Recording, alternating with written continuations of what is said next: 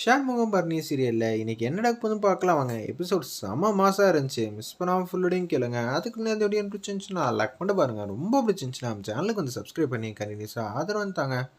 ஷண்முகம் முன்னாடி வந்து சனியன் வந்து பேசுறாப்ல. தயவு செஞ்சு வந்து பொண்ணு அனுப்பிச்சு வைக்க வேண்டியதானே. உனக்கு ஒரு நியாயம் எங்களுக்கு ஒரு நியாயமா. டேய் நீ எல்லாம் பேசவே கூடாதான்னு சொல்லி கன்னத்தில் அடிச்சு அந்த இடத்துல அனுப்பிச்சு வச்சிடறாங்க. நம்ம ஷண்முகம், ஏய் எதுக்குடா இப்போ தேவையில்லாம அடிச்சுக்கிட்டு இருக்க, அடாவடித்தனம் பண்ணாத, நாங்கள் அன்பா பாசமாக தானே பேசுகிறோம், இவன் மேலே தப்பு இருக்குன்னு காலில் விழுந்துட்டான், கையெடுத்து கும்பிட்றான், பொண்ணு அமுச்சுக்கிடா அப்படின்னு சொல்லி கேட்குறாங்க. அந்த இடத்துல நம்ம சவுந்தரபாண்டி, எனக்கும் பேச தெரியும்டா, நான் எதுவும் பேசாமல் அமைதியாக இருக்கனால நீ ஓரா திம்பரா பேசுவியா, எங்கே பேசிதான் பாரு, எனக்கு என் பையன் துணையாக இருக்கான் பார்த்துக்கடா அப்படின்னு சொல்லும்போது, இந்த நியாயத்தெல்லாம் நீங்கள் கேட்க மாட்டீங்களா? சண்முகம், என்னப்பா நீ இப்படி பண்ணிட்டு இருக்க, கொஞ்சமாக நியாயத்தை வந்து கேட்க வேண்டியதானே, அந்த பையன் தான் மன்னிப்பு கேட்டான்ல, இனிமேட்டு என்ன வேணும்னு நினைக்கிறீங்க, நீங்கள் சுமூகமாக வந்து பிரச்சனையை தீர்த்து வைக்கணும்னு பார்க்குறீங்க, நான் இந்த பிரச்சனைக்கான மூல காரணமே வந்திருக்க கூடாதுன்னு பார்த்து நான் பேசிக்கிட்டு இருக்கேன், அதான் உங்களுக்கு எங்களுக்கும் உள்ள வித்தியாசங்கிற மாதிரி சண்முகம் வந்து மாஸ் பண்ணுறப்ப, சண்முகம் எல்லாத்துக்கும் ஒரு அளவு லிமிட் இருக்குது, நான் எதுவுமே பேசுறதுக்கு ஒன்றும் இல்லை, நீ என் தங்கச்சி கழுத்தில் விருப்பம் இல்லாமல் தாலி கட்டினேன், நான் உன் தங்கச்சி கழுத்தில் விருப்பம் இல்லாமல் தாலி கட்டினேன், அவ்வளோதான், அதுக்கு இதுக்கு சரியா போச்சு, அமுச்சு விட அப்படின்னு சொல்லும்போது, இல்லாட்டி பிரச்சனையை வேற மாதிரி ஆகிடும், எனக்கும் கோவம்லாம் பட தெரியும், கோவப்படு, கோவப்பட்டு தான் பாரு, உனக்கு அந்த திராணி இருக்கா நானும் பார்க்குறேன் அப்படின்னு சொல்லி கணத்தில் ஒரு வாட்டி அடிக்கிறாங்க. ஏய் இனியா நினச்சிட்டு இருக்கீங்க, சபையில் வந்து ஒரு வாட்டி அடிச்சிட்டா, ஓ ஒரு வாட்டி தான் அடிச்சிட்டா சரியா பார்க்கலையான்னு சொல்லி 2-3 வாட்டி வந்து கணத்துலேயே வந்து பொழிச்சு பொழிச்சுன்னு அடிக்கிறாங்க. நானும் பார்த்துக்கிட்டே இருக்கேன், சும்மா ரப்பு ரப்புன்னு அடிஞ்சிக்கிட்டே இருக்கியா, நான் ஒன்றும் சும்மா விட மாட்டேன்டான்னு சொல்லி ஒரு பக்கம் முத்துப்பாண்டி வந்து சண்முகம் சட்டையை வந்து பிடிச்சிட்டாங்க. சண்முகம் வந்து செம்மையாக வந்து டிஸ்மிஷன் பண்ணுறாங்க. முத்துப்பாண்டியால் சமாளிக்க முடியல. 2 பேரும் வந்து செம்மையாக வந்து மல்லு கட்டி எதிர வந்து நிற்கிறாங்க. செம்ம சீனாக இருந்துச்சுன்னு சொல்லலாம். அந்த சீன்லாம் பார்க்குறதுக்கு தனித்தனியாக பிரித்து விட்டாங்க. ஏன்பா சண்முகம், இந்த ஊரில் பொறுப்பான ஆள், இந்த குடும்பத்தையும் வந்து ரொம்ப அழகாக வந்து வழி நடத்துகிற, அப்படி இருக்கும்போது இப்படி கோவப்படலாமா ஐயா, என்னோட என்ன சொல்கிறதுனே தெரியலையா, எனக்கு பண்ண இவன் நம்பிக்கை துரோகத்துக்கு என்னால் தாங்க முடியல, எனக்கு இந்த உலகத்திலே வந்து இவன் என்ன வேணான்னு கேட்டிருந்தாலும் என்கிட்ட எடுத்துகிட்டு போயிருந்தா எனக்கு எந்த பிரச்சனையும் இல்லை, 10ஓட பண்ணணும்னு போச்சுன்னு நினச்சிருவேன், ஆனால் என் தங்கச்சி வந்து இவன் ஏமாத்திருக்கான், அப்படி இருக்கும்போது என்னால் எப்படி இதெல்லாம் பார்த்துக்கிட்டு இருக்க முடியும், நீங்களே சொல்லுங்கள் பார்ப்போம் அப்படின்னு சொல்லும்போது, தங்கச்சியை நீ அன்பா பாசமாக பார்த்த விதமாக இருக்கட்டும் எல்லாமே எனக்கு புரியுது அப்படின்னு சொல்லும்போது, புரிஞ்சா உங்களுக்கு போதுமா, அதுக்கேற்ற மாதிரி நடக்க மாட்டீங்களா அப்படின்னு சொல்லி கேட்குறாங்க. ஐயா சண்முகம் தயவு செஞ்சு புரிஞ்சுக்கியா அப்படின்னு சொல்லும்போது, நான் முடிவு பண்ணது தான், என் தங்கச்சி கண்டிப்பாக அங்கே போக மாட்டான், இது கல்யாணமே இல்லைன்னு நினச்சிக்கிட்டு இருக்கேன், அடுத்த பஞ்சாயத்தில் வந்து பால் சொம்பு எடுத்துகிட்டு வந்துடுறேன், எதுவாக இருந்தாலும் அதில் பேசி முடிச்சுக்கலாம், ஐயோ இப்போ என்ன நடக்குதுன்னு ஒன்றும் புரியலையே அப்படின்னு சொல்லும்போது, சண்முகம் வந்து தங்கச்சி வந்து கூட்டிகிட்டு போகலான்னு இருக்காங்க.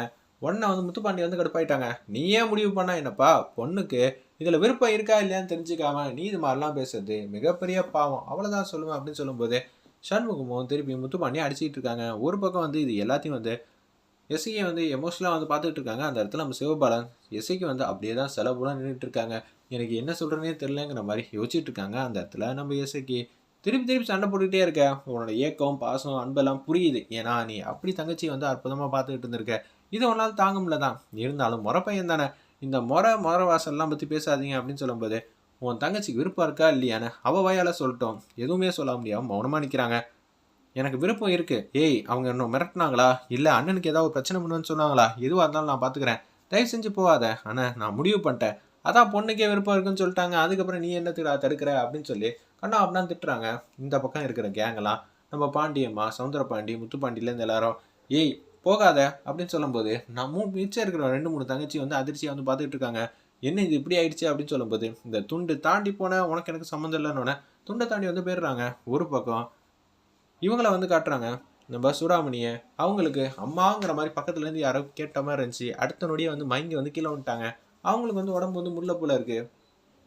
அப்படியே ஹாஸ்பிட்டலுக்கு வந்து கூட்டிகிட்டு போகிறாங்க. பார்த்தா கொஞ்சம் கொஞ்சமாக அவங்க கொஞ்சம் இதுவாகிட்டு வந்துக்கிட்டு இருக்காங்க. இதை பார்த்தோன்னு வந்து டாக்டர்லாம் வந்து ட்ரீட்மெண்ட் கொடுத்து பார்க்குறாங்க. எனக்கு என்ன சொல்கிறதுன்னு தெரில, ஏதோ பெரிய பிரச்சனையெல்லாம் இல்லை, ஆனால் இவங்க கொஞ்சம் இவங்களாம் வந்து காம்ப்ளிகேட் ஆகிட்டு போகிறாங்க.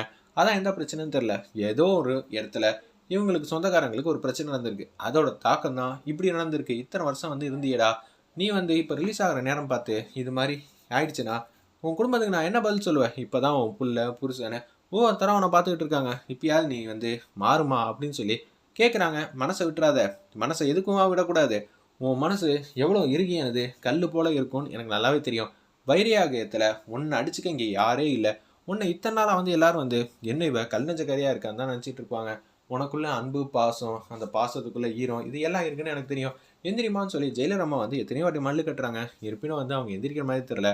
இன்னொரு பக்கம் வந்து சண்முகம் வந்து உச்சக்கட்ட கோவத்துல இருக்காங்க. இனிமேட்டு எசக்கிக்கு இந்த வீட்டுக்கும் யாரும் ஒட்டு இல்ல, உறவு இல்ல. எசக்கிங்கிற பேரே வந்து யாரும் சொல்லக்கூடாது அப்படின்னு சொல்லும்போது, பாக்கியிலேருந்து எல்லாரும் எசக்கி வீட்டுக்கு தான் வராங்க. ஏன்னா துணிமணி, அவங்களோட ஆசீர்வாதம் இது எல்லாம் வாங்கிட்டு போக தான் வந்திருக்காங்க. அந்த இடத்துல பாக்கியம் வந்து எசக்கி விட்டுட்டு வராங்க. அப்பன்னு பார்த்து, இந்த வீட்டுக்குள்ளேயே வராத. உனக்கு இந்த வீட்டுக்குள்ள வர தகுதி இல்ல. எதுவும் கிடையாது. நீ இந்த வீட்டு பொண்ணே இல்ல. அப்படி இருக்க சூழ்நிலை உன்னை யார் இந்த வீட்டுக்குள்ள விடுவா? என்னை மீறி யாராவது விட்டீங்க அப்புறம் அவ்வளோதான். மிச்சம் இருக்கிற 2 தங்கச்சிக்கிட்ட 3 தங்கச்சிக்கிட்ட பேசுறாங்க. வீரலட்சுமியா இருக்கட்டும், ரத்னா, செல்லகனிக்கிட்ட வந்து பேசுற மாதிரி காட்டுறாங்க. அந்த இடத்துல சண்முகம் சொல்றேன். இந்த சண்முகம் வந்து சொல்லிட்டானா அவ்வளோதான். அவன் பேச்ச அவனே கேட்க மாட்டான். இனிமேட்டு இவளுக்கு யாருமே உதவி செய்யக்கூடாது. அப்பா புள்ள பாசம்னு சொல்லிடாத. நம்மள சபையில கூட்டி வந்து அசிங்கப்படுத்திட்டா. முத்துப்பாண்டி தான் முக்கியம்னு சொல்லிட்டு என்னைக்கு நம்மள வேணாம் தூக்கி அடிச்சுட்டு போனாலோ அப்பயே வந்து எதுவாக இருந்தாலும் முடிஞ்சு போச்சு. அவளுக்கு நமக்கு சம்மந்தமே இல்லைன்னு சொல்லி எஸ்சியோட ட்ரெஸ்லாம் வந்து எடுத்துகிட்டு வந்துட்டு இருக்காங்க. அந்த இடத்துல அது மேலே வந்து தண்ணியை வந்து ஊற்றுறாங்க. ஊற்றிட்டு வந்து இது மாதிரி வந்து பண்ணிடுறாங்க. திக்கு திக்குன்னு அது மாதிரி எரிய ஆரம்பிச்சிருது. இனிமேட்டு உனக்கு எனக்கு சம்மந்தம் இல்லை. நான் தான் சொல்லி முடிச்சிட்டேனே. இனிமேட்டு அண்ணங்கிற பாசம், உனக்கு அண்ணங்கிற ஒரு விஷயத்தையே மறந்துடு. இது உன்னோட தாய் வீடுங்கிறதையே மறந்துடு. இந்த வீட்டிலேருந்து யாரும் உங்ககிட்ட பேச மாட்டாங்க, எதுவும் பண்ண மாட்டாங்க. இந்த வீட்டுக்கு உனக்கு சம்மந்தம் இல்லைங்கிற மாதிரி அந்த இடத்துல வந்து உச்சக்கட்ட கோவத்தில் வந்து எஸ்சியை பிடிச்சி கண்ணாமலாம் திட்டிகிட்டு இருக்காங்க. நம்ம சண்முகம் பாக்கியத்தாலையும் கூட இருக்கிற தங்கச்சியால் நம்பவே